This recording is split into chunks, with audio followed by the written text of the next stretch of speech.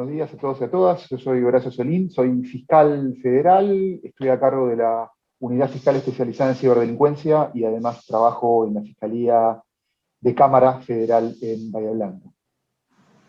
Bueno, Horacio, no, la primera pregunta que te quería hacer es que ¿de qué hablamos cuando hablamos de cibercriminalidad? Bueno, la cibercriminalidad es un fenómeno bastante reciente, tiene 20 y pico de años en nuestro país, viene de la mano del crecimiento de la Internet comercial, y lo denominamos así, o se denomina así, a, a las actividades criminales que se suceden contra los sistemas informáticos o a través de los sistemas informáticos. Hay que tener en cuenta que desde la aparición de Internet en nuestro país y fundamentalmente de lo que fue pasando con el crecimiento del desarrollo de Internet, mucho más eh, aún marcado con la pandemia, donde todos empezamos a hacer muchas más actividades digitales de las que estábamos acostumbrados. Bueno, las organizaciones criminales mutaron su forma de trabajo y se fueron a Internet porque ahí estamos nosotros. Así que los delitos cometidos en Internet y los delitos cometidos contra Internet son el fenómeno general de la ciberdelincuencia. Ahí estamos hablando de una problemática que borra fronteras, que es un problema transnacional, porque hay otros tipos de delitos que uno los puede, los puede situar. En este caso, ¿hay una diferencia?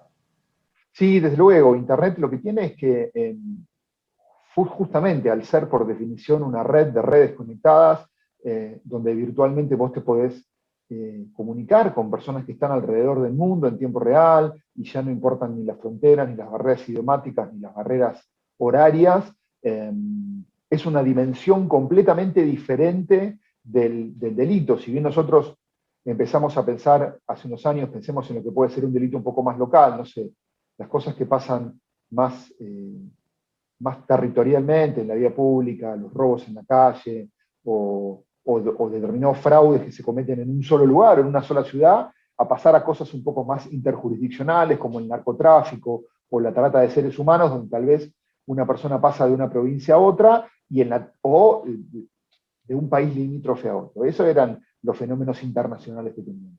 Pero hoy virtualmente vos podés tener una víctima en Lanús con un imputado en Rusia, y la prueba en Alemania, y sin demasiada sofisticación. No necesitas tener una mega organización criminal para poder ser víctima, y no necesitas ser un mega millonario para poder ser víctima de un criminal ruso. Entonces, no tenés una cuestión territorial, no tenés un mapa del delito, no hay un mapa del delito, no hay un perfil de víctima concreto. El denominador común de todo esto es la conexión a Internet nada más.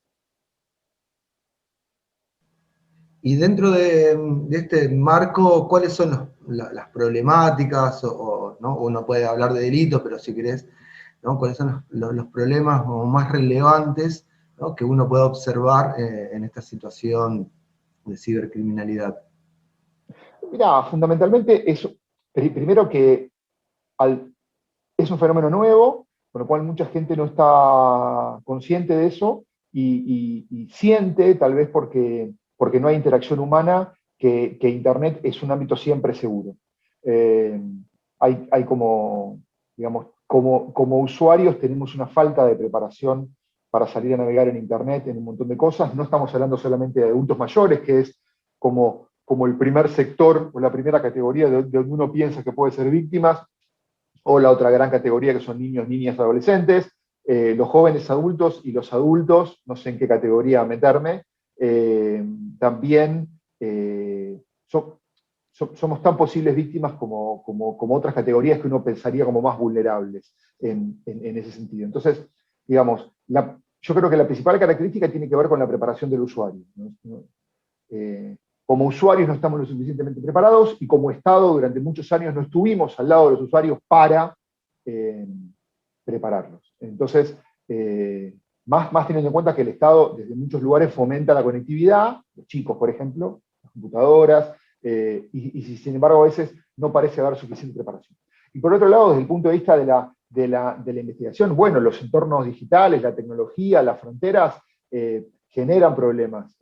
No, estamos preparados, porque históricamente los crímenes sucedieron así, para otro tipo de investigación, un tipo de investigación más acostumbrado a lo que vemos en la tele, los patrulleros, el policía de uniforme, y acá la investigación tiene que ver con computadoras, con gente que sepa de redes sociales, de internet, entonces como que el perfil es otro. Y después, la evidencia digital. Nosotros estamos preparados para manejar a lo mejor pruebas físicas, más, qué sé yo, guantes, manchas de sangre, armas, y la evidencia digital tiene ciertas características. Las computadoras son objetos muy delicados, la evidencia digital desaparece muy rápido.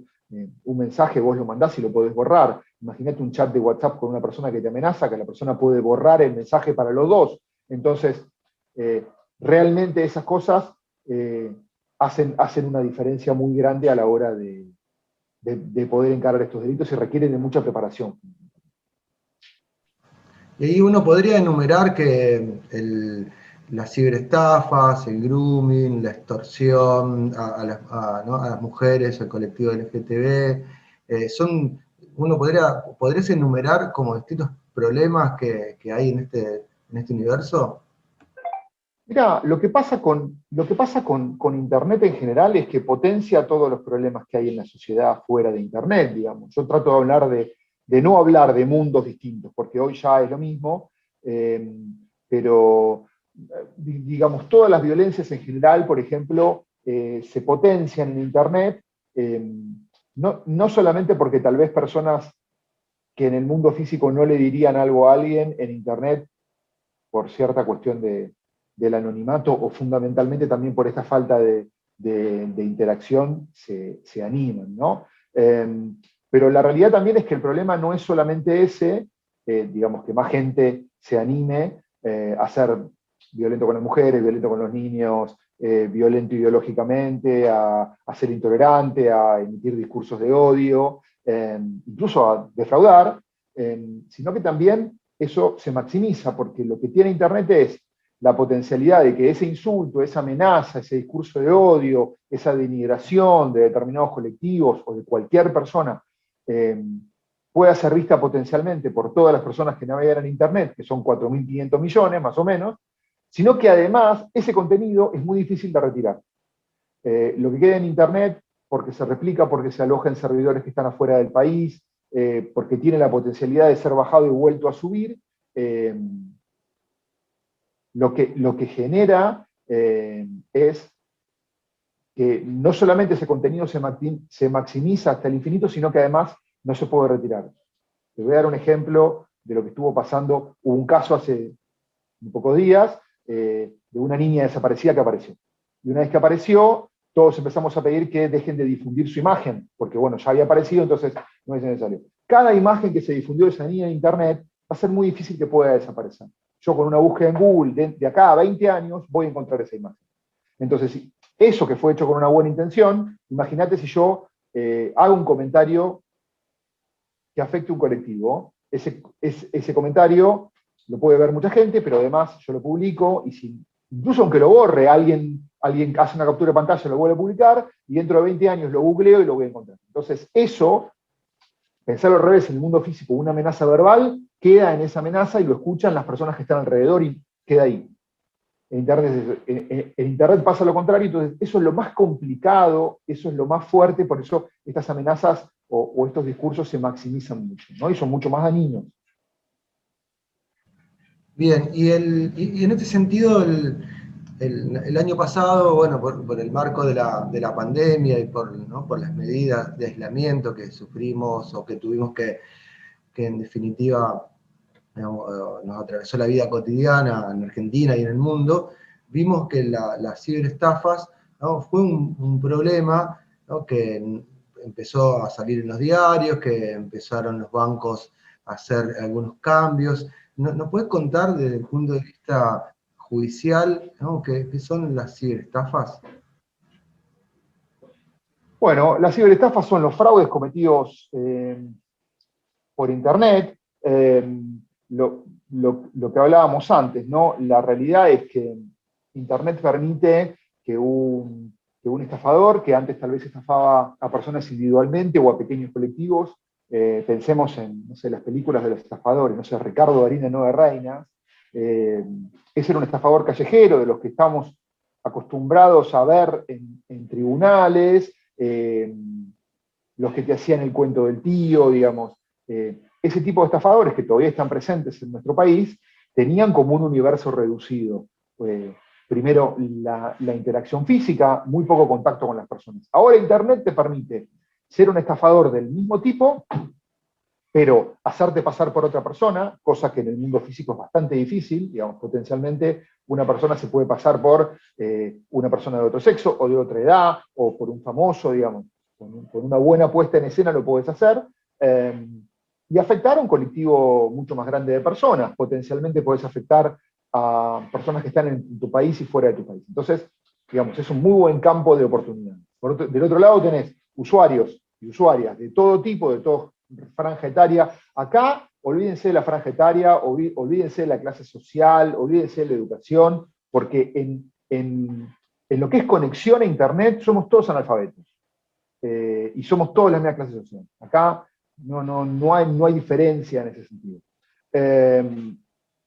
Y entonces es mucho más fácil que una persona que no esté preparada y que se siente que en Internet no le puede pasar nada, caiga en la trampa.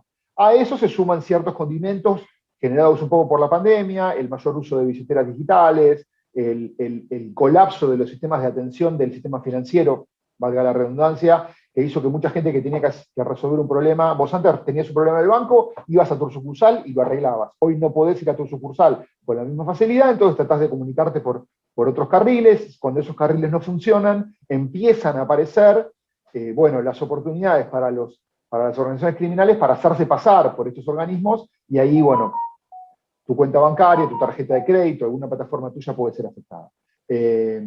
Y ese es un fenómeno que está pasando mucho, sobre el cual todavía es un fenómeno en desarrollo porque ha ido mutando.